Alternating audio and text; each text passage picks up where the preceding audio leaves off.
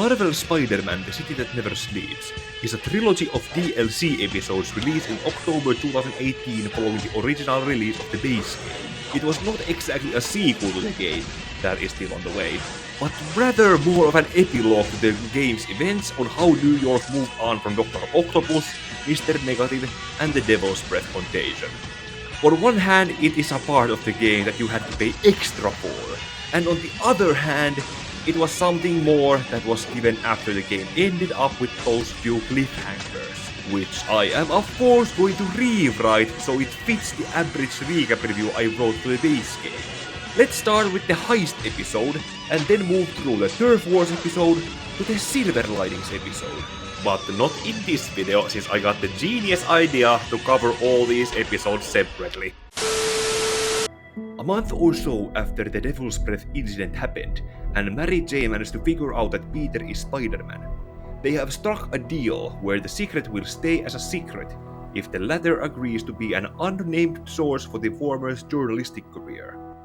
And that is why on a random night, Mary Jane calls Spider-Man to go check out a painting looked after by the four families of Manhattan's organized crime families at the Manhattan Museum of Contemporary Art.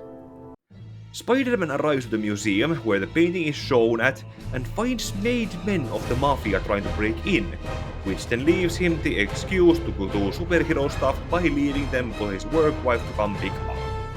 While doing a perimeter scan, however, Spider-Man finds a cut-open window leading inside the museum, both of the guards at the Feather Islands, and more Mafia-made men storming into the museum, which causes Spider-Man to fight them and also keep them from stealing any consolation prize pieces from the museum.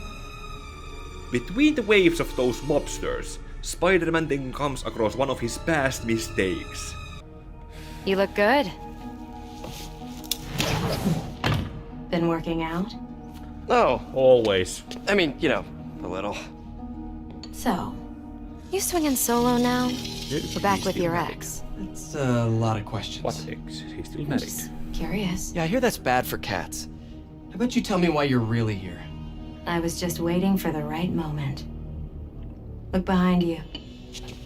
And then comes another wave of mobsters to remind Spider-Man that he is married and shouldn't be a simp.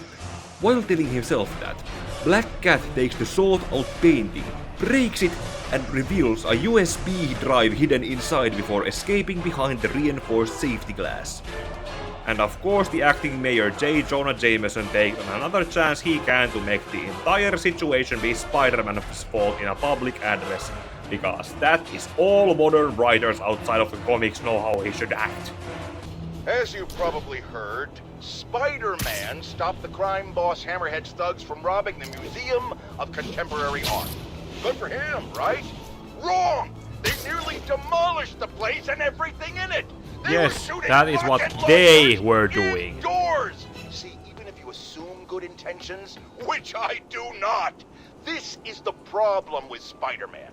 He escalates every situation into an apocalyptic. Why disaster. has J. What good is it Jonah to say Jameson something been stolen turned into this if you thing? blow it up?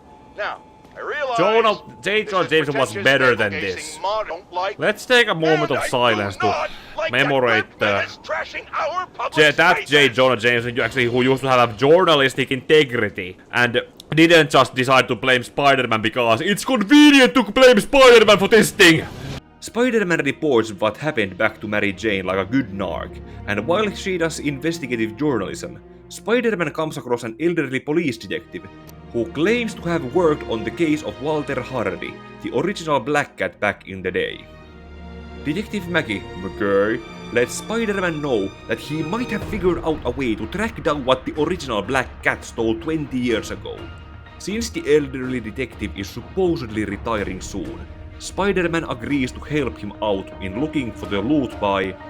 Pat preferred to steal art, but right before he got busted, he hit a smoke detector factory. Smoke detectors? That's random. Not really. He stole the Americium-241 inside him.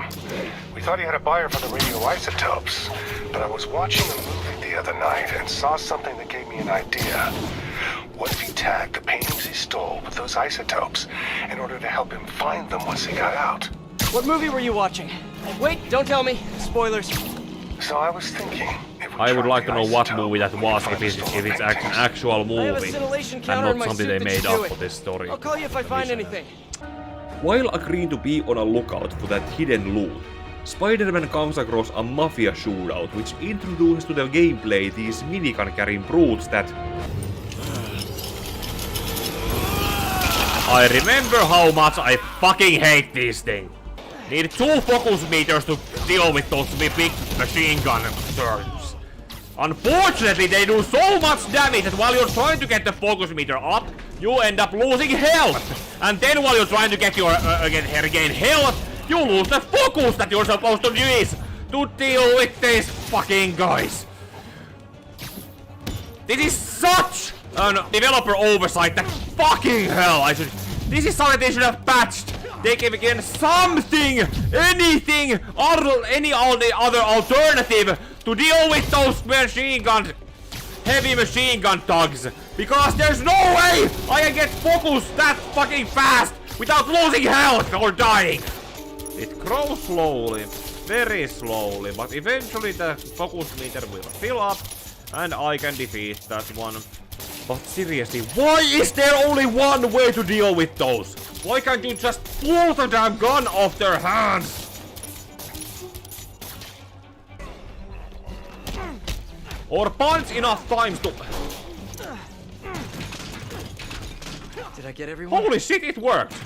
Then it turns out that Black Cat set the whole thing up as a diversion so she could steal another USB drive, and when Spider-Man catches up with her, she leaves Spider-Man to be killed off in this DLC episode's escalatingly high combat difficulty.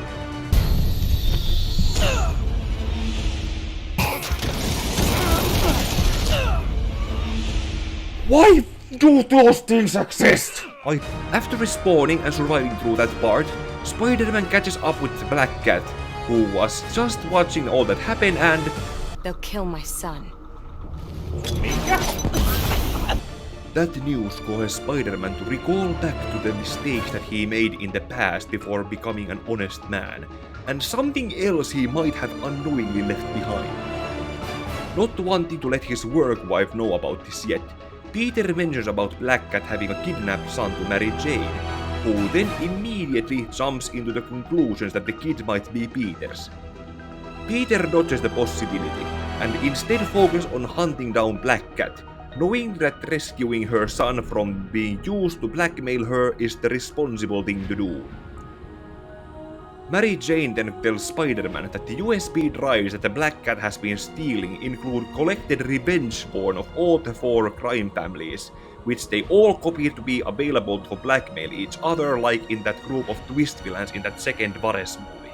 And just like with SCP-096 with its face, the Mafia is willing to kill anyone who knows or gets to see what they don't want others to know.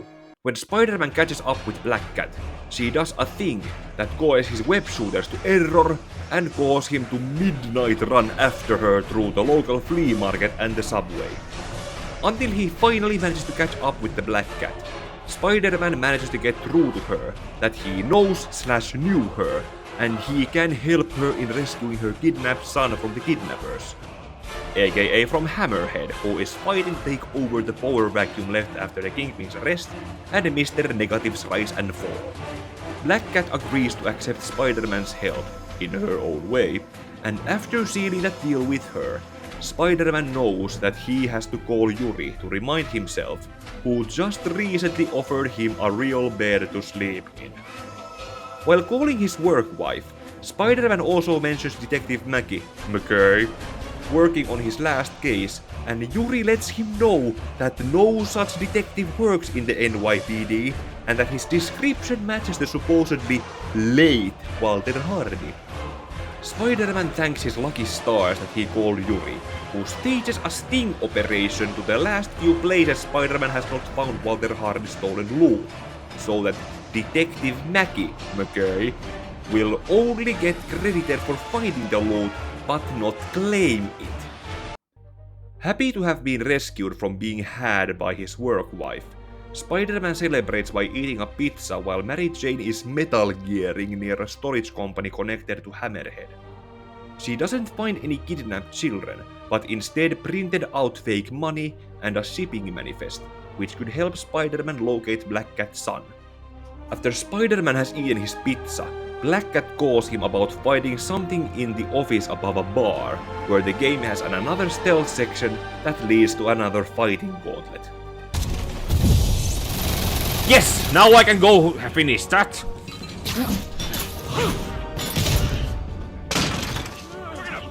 And now these guys!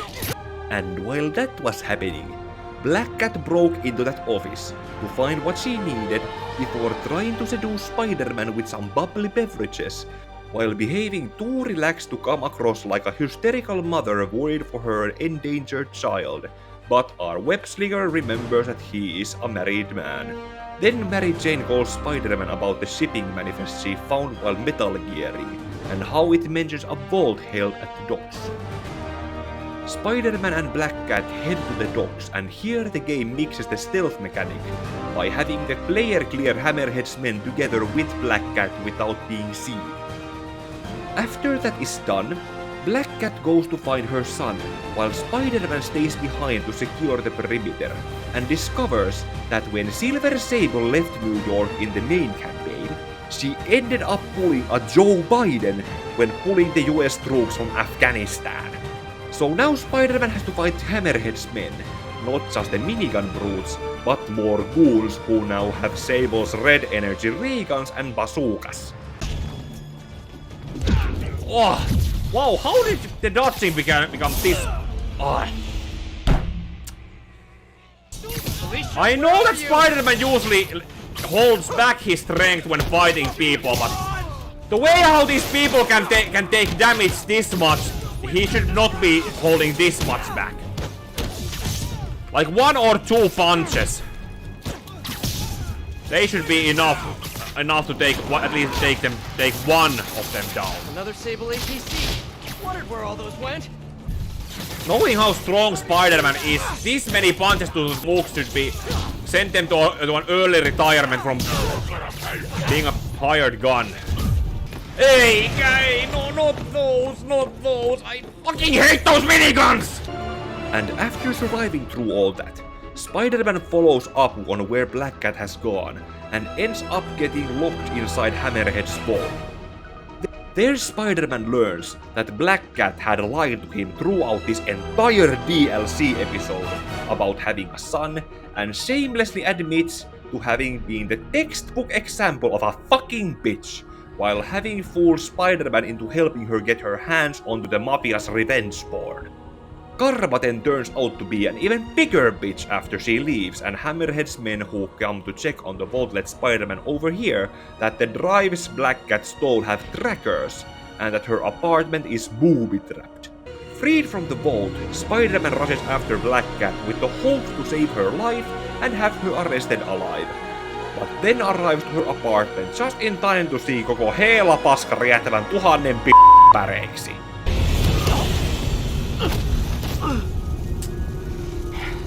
You sent yourself into Felicia.